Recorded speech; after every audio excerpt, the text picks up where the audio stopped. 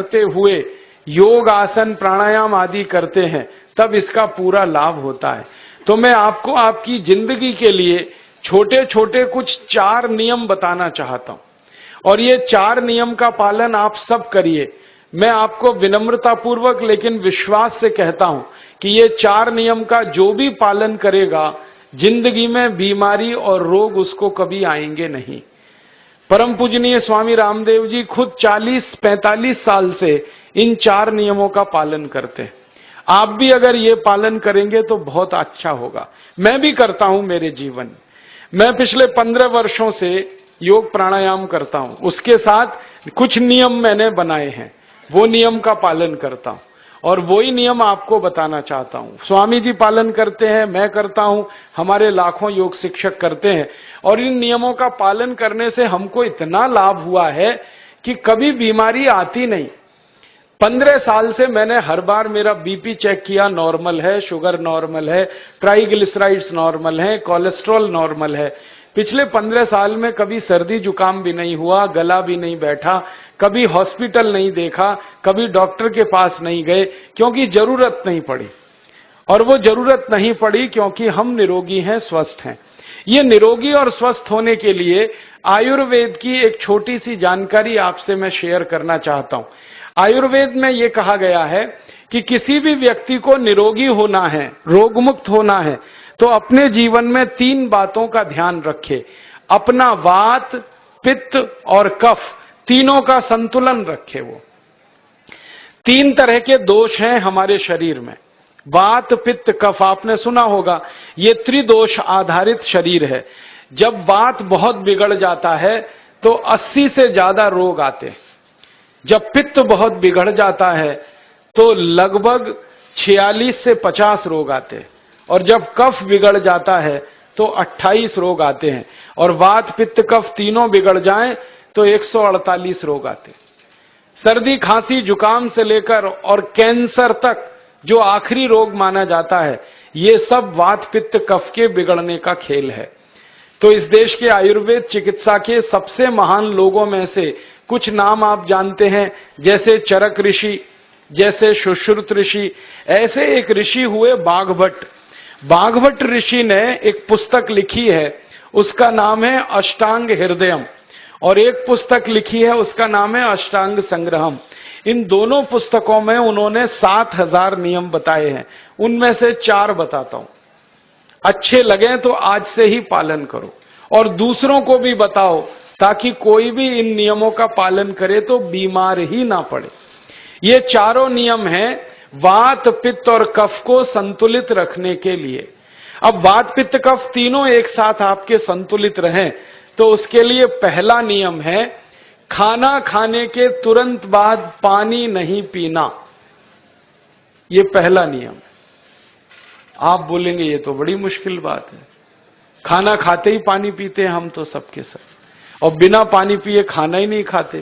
कई लोग तो खाने से ज्यादा पानी पीते हैं, खाना कम खाते हैं, पानी ज्यादा पीते हैं। ये खाना खाने के बाद पानी कभी भी नहीं पीना, क्योंकि महर्षि बाघभट्ट कहते हैं भोजनांते विषम वारी, माने भोजन के अंत में पानी पियो तो जहर के पीने के जैसा है। इसलिए वो कहते हैं कभी भी खाने के तुरंत बाद पानी मत पियो। अब आप मुझे पूछोगे क्यों नहीं पिए, कारण बता दो। कारण मैं बताना चाहता हूं सरल भाषा में। हम जब खाना खाते हैं ना तो पेट में सारा खाना इकट्ठा होता है। पेट में एक स्थान होता है, उसको हम कहते हैं जठर। संस्कृत में, हिंदी में जठर कहते हैं, अंग्रेजी में उसको एपिगैस्ट्रियम कहते हैं, हिंदी में कुछ लोग उसको आमाशय भी कहते हैं। ये जठर छोटा सा स्थान है।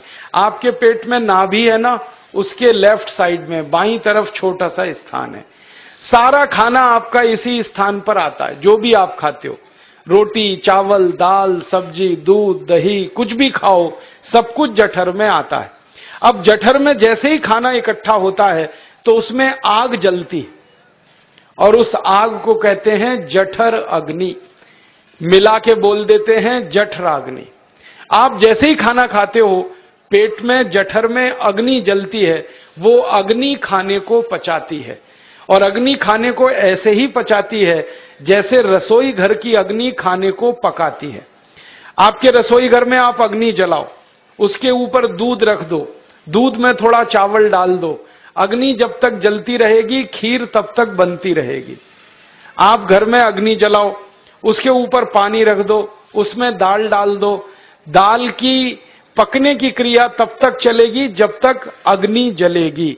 ऐसे ही पेट में होता है, जैसे ही आपने खाना खाया पेट में अग्नि जलती है, और जब तक अग्नि जलती है तो खाने के पचने की क्रिया चलती है।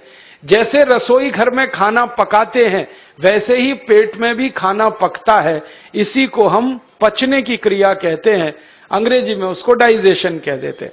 तो आपने खाना खाया, पेट में अग्नि जल गई, अब वो खाने को हजम करेगी, पचाएगी। अब मुझे एक प्रश्न का उत्तर दो आप, कि जैसे ही आपने खाना खाया पेट में अग्नि जल गई और वो खाने को पचा रही है, तुरंत आपने गट गट गट गट पानी पी लिया और खूब ठंडा पानी पी लिया, बर्फ मिलाया हुआ पानी पी लिया, फ्रिज का पानी पी लिया। क्या होने वाला है? अग्नि जलेगी कि बुझेगी? अग्नि के ऊपर पानी डालो तो अग्नि और पानी की दोस्ती नहीं है, दुश्मनी है। पानी अग्नि को बुझा देता है।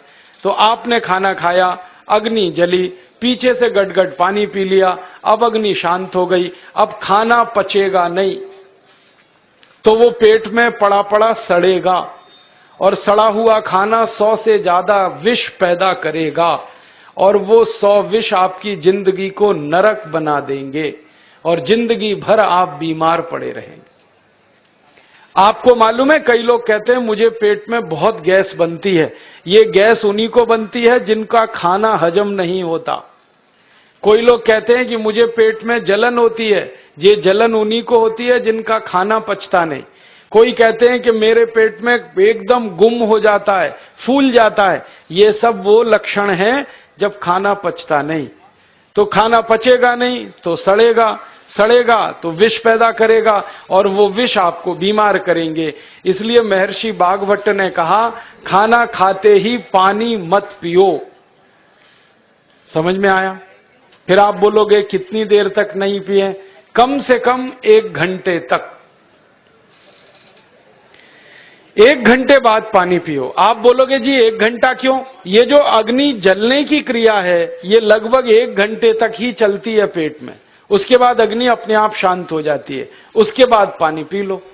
तो खाना अगर 10 बजे खाया तो 11 बजे पानी पियो, 11 बजे खाया तो 12 बजे पियो, 12 बजे खाया तो 1 बजे पियो, 1 घंटे बाद पानी पियो। अब आपके मन में यह सवाल आ सकता है कि खाना खाने के पहले पी लें क्या? हां पी लो, 40 मिनट पहले पेट भर के पानी पी लो। 10 बजे खाना खाना है, 9:20 पे खूब पानी पी लो, जितना पी सकते हो। 11 बजे खाना खाना है, 10:20 पे पी लो, खूब पानी पी लो, 40 मिनट पहले। आप और एक सवाल पूछ सकते हो कि अच्छा ठीक है, खाने के बाद पानी तो नहीं पिएंगे, कुछ और पी सकते हैं क्या पानी को छोड़कर? तो उसके लिए बागभट्ट जी कहते हैं कि खाने के तुरंत बाद अगर पीना है तो दही की लस्सी पियो, मट्ठा। खाने के बाद अगर तुरंत पीना है तो फलों का रस पियो, गन्ने का रस पी लो, संतरे का रस पी लो, मौसमी का रस पी लो, अनार का रस पी लो। अब आप कहोगे ये सब महंगी महंगी चीजें बता रहे हैं, गन्ने का रस, संतरे का रस, अनार का रस, पैसे तो है नहीं। तो सबसे सस्ता रस है नींबू का ही रस पी लो, शिकंजी बना के पी लो, वो तो सबसे सस्ता है। तो खाना खाने के बाद या तो दही की लस्सी पियो या रस पियो। और एक तीसरी चीज है, दूध पी सकते। तो खाने के तुरंत बाद पीना है तो दही की लस्सी या मट्ठा, खाने के तुरंत बाद पीना है तो कोई फल का रस, खाने के तुरंत बाद पीना है तो दूध। पानी 1 घंटे बाद पियो। और अगर एक बात ध्यान रखो तो अच्छा है कि सवेरे खाना खाते हैं जिसको हम ब्रेकफास्ट कहते हैं, नाश्ता, तो फलों का रस पीना अच्छा, दोपहर को खाना खाएं तो लस्सी और मट्ठा पीना अच्छा, और रात का खाना खाएं तो दूध पीना अच्छा। जो लोग इस नियम का पालन कर सकते हैं जिंदगी में कभी भी 80 रोग उनको नहीं हो सकते। वात पित्त कफ तीनों ही इस एक छोटे से नियम से संतुलित रहते हैं। तो ये पहला नियम मैंने आपसे कहा। दूसरा नियम एक और है, और वो नियम ये है कि पानी कभी भी पियो, घूट घूट भर के पियो। जैसे गरम चाय पीते हैं, गरम कॉफी पीते हैं, गरम दूध पीते हैं, एक एक घूट भर के, एक एक सिप करके, ऐसे ही पानी पीने की आदत डालो। ये मुंह में एक बार गिलास लगा लिया, गटागट उसको खाली कर दिया, ये तरीका गड़बड़ है। एक घूट पानी, दो घूट पानी एक बार में उतना ही पियो। आप बोलोगे ये क्या चक्कर है? बात ऐसी है कि एक एक घूट पानी जब हम पीते हैं तो मुंह की लार पानी के साथ मिलकर पेट में अंदर जाती है, और ये जो मुंह की लार होती है ये क्षारीय होती है और पेट में हमेशा अम्ल बनता रहता है। तो एक घूट पानी पिया, मुंह की लार इसके साथ अंदर गई, दो घूट पिया और ज्यादा गई, बार बार लार अंदर जाएगी तो क्षार पदार्थ पेट के अम्ल के साथ मिलेगा। पेट में अम्ल बनता है, मुंह में लार क्षारीय होती है। तो ये क्षार को अम्ल में मिला दिया जाए और ये अच्छे तरीके से मिलकर पेट में जाए तो कभी भी कोई व्यक्ति के पेट को अम्लता नहीं होती, एसिडिटी नहीं होती।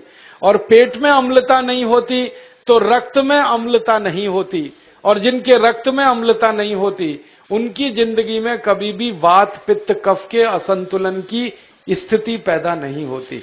इसलिए पानी घूट घूट करके पीना।